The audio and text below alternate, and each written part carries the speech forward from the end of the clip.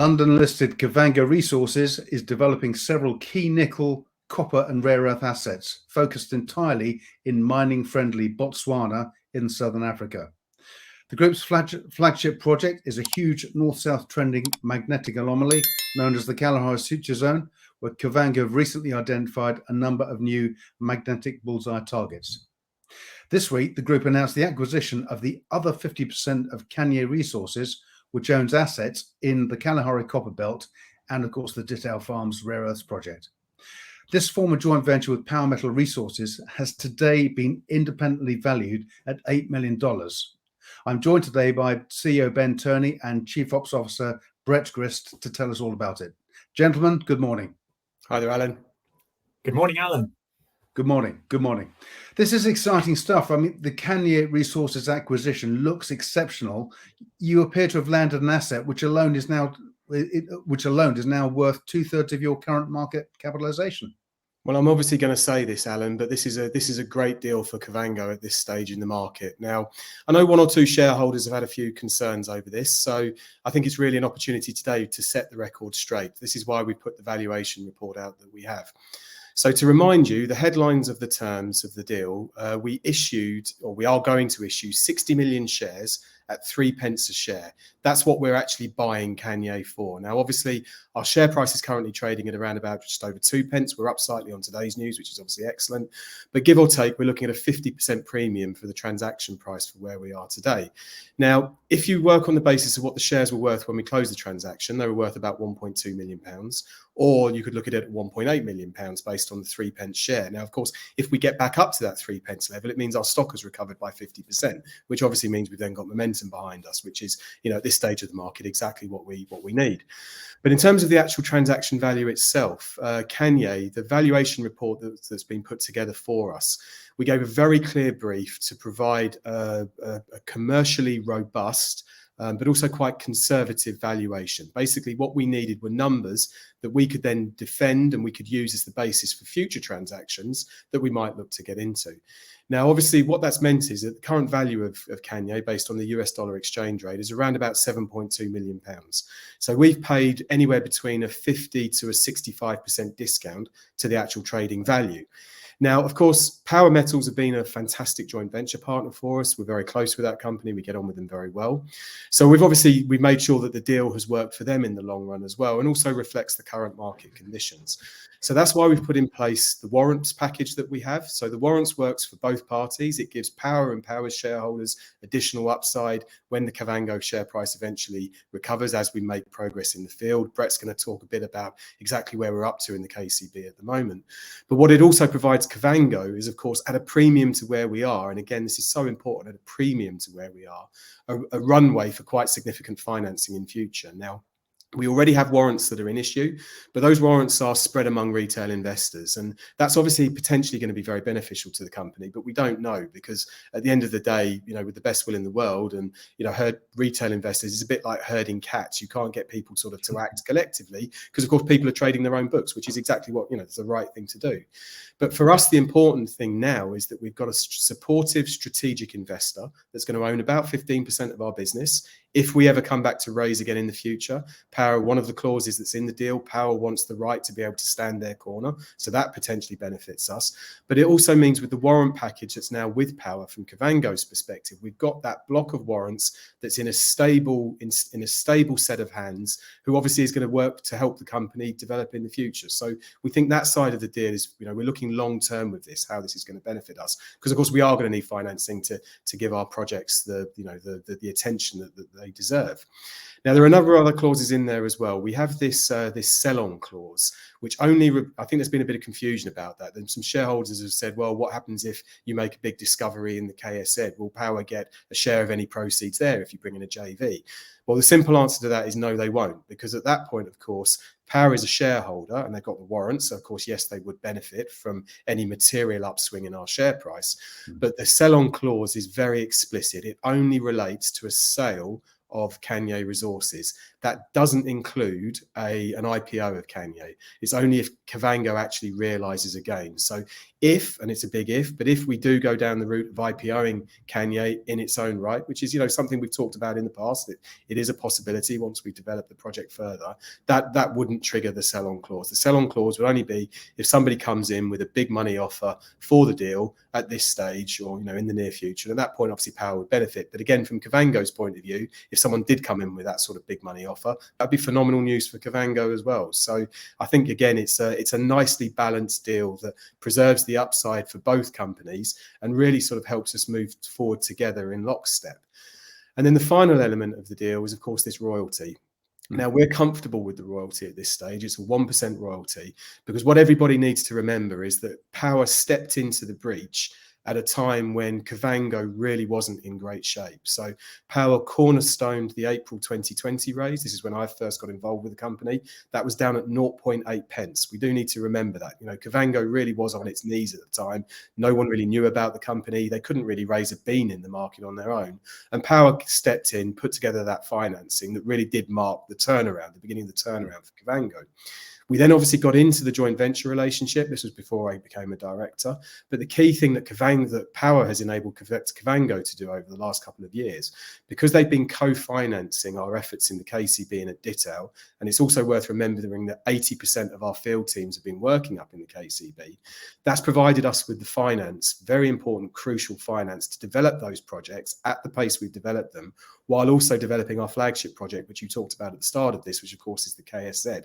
So the royalty, we think, has actually been very well earned. And again, the issue about the royalties, if we do ever get to the point where we're negotiating a royalty, well, Kavango would also negotiate a royalty on top of this as well. And, by that point, we'll be a multiple of where our current market cap is. We're worth about £9 million as of the latest trades. So again, these are, as far as I'm concerned, these are all really excellent problems to have in the future because each one of these scenarios plays out with Kavango's share price at a multiple to where we are today. And of course, now that we've got 100% of this asset, any exploration upside, where that message might have been somewhat diluted in the past because of the JV, that was always sort of the double-edged nature of this sword. On the one hand, the financing and the support was great, but of course, the dilution of the message meant that when we did put out positive results, they were sort of spread across the two companies. Now, moving forward, we've got 100% of that upside, and Brett's going to sort of talk you through some of the progress that we've made.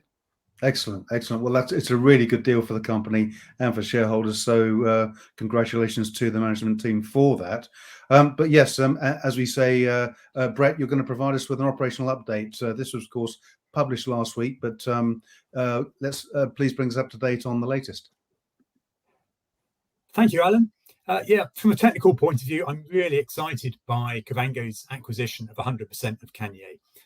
I joined the company back in February, and one of the things that slightly frustrated me at that time was we've only got 50% of this opportunity. With 100%, obviously, we're in a much stronger position to take this forwards. The Kalahari Copper Belt has got a number of mines that have opened on it recently or are opening. So you've got the Quemakau copper silver mine. You've also got Sandfire's T3 mine, which is in the final stages of development at the moment. And if you look across the border into Namibia, you've also got mines through there. So what's this telling us? It's telling us there's a really large zone of mineralization here. That's what a copper belt is about. Now, why haven't people explored all of it? Well, in many cases, it's because the cover has been deep. In some cases, that's actually been a presumption, which we've then been able to disprove. Now, you can see the position of Kavango's licenses within the KCB. I say Kavango and Kanye. So these are highlighted in the orangey colour. In particular, where we've got the border between Botswana and Namibia, you can see there's quite a large block. Those are what we know as the Mamuno licenses. Now, the presumption there was certainly that cover was deep. No one's ever really explored there with any level of detail. We've had our teams in there carrying out geological mapping. They've managed to pull out some of the key stratigraphy that controls the mineralization elsewhere in the KCB. In particular, there's a contact between two formations known as the Nguako Pan Formation and the Dakar Formation. If you can find that, you're partway towards finding potential mineralization. Now, we've managed to find that contact already, so that's an excellent start. So we've got good geology. We're also finding some structures coincident with that, because it's not just a question of having the stratigraphy, you need the structural controls to focus the mineralization. We've got an active soil sampling program underway in that area that is adjacent to Namibia. And we're also deploying a tool known as a Tremino, which it's really a sort of shallow seismic tool. It gives you a visualization of what's happening down there. We're getting soil sampling values. What do those mean?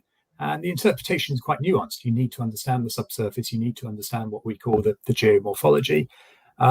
We're getting a good handle on all of that. We've got more work to do, including integrating this data with the geophysics, but we're pleased with how this is going so far. So moving on, this shows you our overall license package. So off in the west there, you've got the 4 licenses making up the Mamuno package. Further eastwards, we get into you've got, for example, the 036 license. Up in the top right corner, you've got the 082 license. These are some licenses that I'll talk about over the next few minutes. So license 036 has really been the focus of a lot of our activity. In here, there was a regional geological map done at quite a large scale that simply didn't provide a lot of the detail that we found on the ground. So again, by what some people consider as a little bit dull exploration, but is, in my view, the foundation for any exploration program, we've carried out geological mapping. And guess what? Again, we found this contact, the Nguako-Pan Dakar Formation. Significantly, we think we've got repetitions of this. Whether this is down to thrusting or folding, we're not quite sure yet, and some of our geophysical methods may help us unpick that. But essentially, that repetition is significant because it means you've got multiple bites of the cherry here. You haven't just got a single contact, you've got several instances where we are finding that. So on 036, we've taken over 5,000 samples. This has really moved the project forwards. What we're trying to do is to get a high level of resolution as to what is there. And in fact, this map shows the position as of the 14th of June, so a month ago. At that stage, we had sampled all of the black and grey areas. The blue areas were still to be sampled.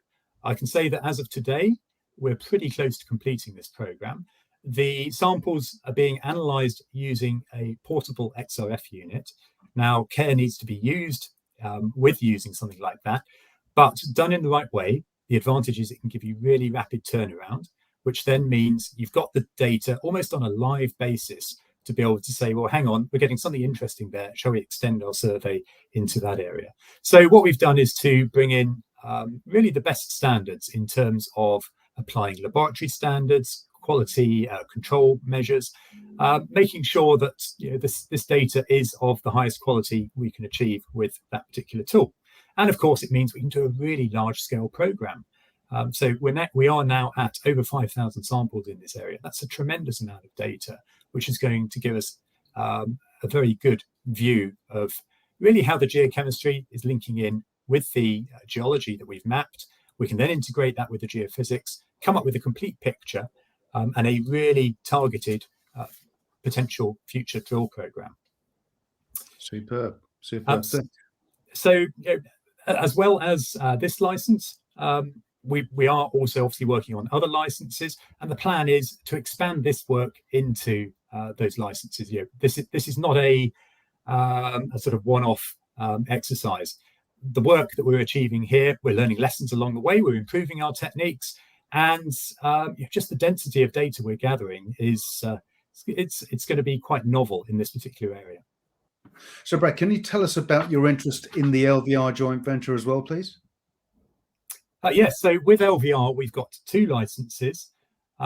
These are up in the northeast corner, so that's license 082. And then we've got a larger license down just to the south of those Mamuno licenses. Now, most of our work on the LVR licenses at the moment is focused on PL 82. Now, 82 is really interesting. The target there is for a potential repetition of Kuprick Canyon's Banana Zone deposit. We've got a very similar airborne EM conductor seen there. And we've again mapped the right geology in our recent work. Now, we've got previous data, but we've also got additional sampling underway as we speak. The teams are working really hard on this and on the other licenses we mentioned. They're collecting something like 180 samples a day, so going really fast. Now, we have in the past discussed our use of geophysics on other projects, such as the KSZ. Something we've developed to a seriously good degree is controlled source AMT. Now, I don't think that many people have used this within the KCB. Our use of it elsewhere, so on the KSZ and at Dittow, has led to Kavango becoming quite expert at it. And what we're looking at doing now is deploying this to, for example, license 82. That will enable us to get resolution over what these conductors are. Are they some sort of dome structure like one sees on some of those adjacent deposits? So pretty exciting about how we might be able to add more value to this before we drill. And really, that's the name of the game, both on these LVR licenses and on the Kanye licenses. It's about getting us 100% drill ready. We've had some drill targets for a while. The question is, can we make them even better? When we drill, I want us to hit this really hard and smart. If we do so, we've got a great chance of making a discovery. We've got the right geology, we've got the right team, and we're set up to succeed. If it's there on any of these licenses, we'll find it. Just going back to the KSZ a second, gentlemen, you announced that last week you found additional primary magnet or additional magnetic targets on top of the primary target you'd already identified. Can you just bring us up to date on those? Sure. Well, they're additional conductor targets, just to be clear. Yeah. So we completed follow-up TDEM after our drill campaign back in February. We didn't announce this as we went along because quite early on in the TDEM campaign, we got a sniff of these two other conductors. And again, what's very important with Kavango, so over the last 18 months, is we've really improved our communications to make absolutely certain that anything we put into the public domain, we've really crash tested internally before we put it out there. So we first sort of identified these conductors about 6 weeks ago. We've done a lot of follow-up work on them, including 2 further surveys. Now, the reason it's very exciting is that this has obviously deepened our understanding of the area around the B target area, the B1 target, which is now this 14,350 Siemens target. Any company in the world that is exploring for nickel would drill that target. I mean, that is how much of a high priority target that is. Now, that's not to say that it's definitely a nickel copper sulfide body. Until we actually drill this thing, we won't know what's down there. But based on the geophysics and based on the conductance readings, its position within the stratigraphy, its size, its shape, its orientation, everything about this says that this is a top quality target that we have to drill. So we were always going to come back and drill the B1 target again to hit it this time. But the introduction of these 2 new conductors is particularly exciting because the Norilsk model that we've talked about a lot over the years, Norilsk is obviously one of the most prolific mines in human history. It was discovered 100 years ago by the Soviets in northern Russia. It's been in continuous production ever since and still accounts for a vast proportion of Russia's nickel and copper and platinum group element production, albeit that obviously now that's off the market because of what's going on in Ukraine. But the mine itself has been spectacular. But one of the key features of it is, of course, it sits on the western edge of the Siberian Craton, just as the KSZ sits on the western edge of the Kapval Craton. So it's in like the right geological postcode for one of these systems with enormous amounts of magma to have passed through. But one of the key features about this type of system is that the nickel deposits have occurred in clusters connected or related to these formational faults, massive fault lines that run north to south. What we're looking at with these B conductors is that from an idealized perspective, and it's idealized at the moment because obviously we haven't drilled them, but we've now got a cluster of 2 priority drill targets and 1 very high priority drill target. We need to do more work on the other 2 conductors. So there's more modeling that we need to do to get much clearer definition of them. And maybe the conductance reading even will go up. I mean, that is a possibility. This was in the RNS. But the key thing for us is that we've got these 3 highly conductive bodies that sit close to each other and appear from our interpretation to be related to the underlying geology and the fault structures that run through the region. So purely from a modelling perspective and I suppose a bit of a theoretical perspective at this stage, this was exactly what we were looking for. So it's very, very exciting, a really great development for us. Excellent, excellent. So there's an awful lot happening in the next few months, obviously. Can you just summarize for investors what we can expect in terms of milestones, upcoming key value, inflection points, and so on? So we obviously haven't talked about Detail today. That's deliberate. We've got Detail assay results pending. So those will be coming out as soon as we receive them. So that's one of the first things to look out for down at Detail. We've got the Detail follow-up drill report from the campaign that we recently completed. So that's being worked on at the moment, together with a plan then for next phases of exploration. So that's Detail, which of course is part of the Kanye Resources joint venture. Yep. In the Copper Belt, as Brett was just saying, huge amount going on the ground. You know, we're taking a lot of samples. We're really getting a much clearer definition of the potential target areas. We're not quite at drill ready stage there yet. We haven't identified specific collar locations or specific drill targets, but with the amount of data that we're now gathering and with the interpretation we're doing with that, that's our goal over the next couple of months, to get that project to being drill ready with a view to drilling it a bit later on this year. And of course, in the KSZ, we've got the drill report from the campaign that finished in February. We've got a guy called Richard Hornsey, who's come in and he's a nickel expert. He's performed a site visit. He's currently writing up his findings for us, together with the work program that Jeremy and Hilary are working on at the moment. So that will be coming out in the near future. We've got a lot more interpretation on the KSZ, on all of the data that we've gathered. So again, we're looking at at structures. So we're looking for a much more regional perspective down to the localized perspective. We've got more TDEM that's going to be coming up, and of course we've got more analysis on the B1 conductor, and again getting that target and the two new targets that we've identified, getting those up to a drill ready state. So huge amount going on in Kavango at the moment, and we're really looking forward to reporting news as we make progress. Excellent. Well, a potentially game-changing few months ahead for Kavango. Ben and Brett, it's been great speaking with you both. Thank you very much for joining us today. Thank you, Alan. Thanks very much.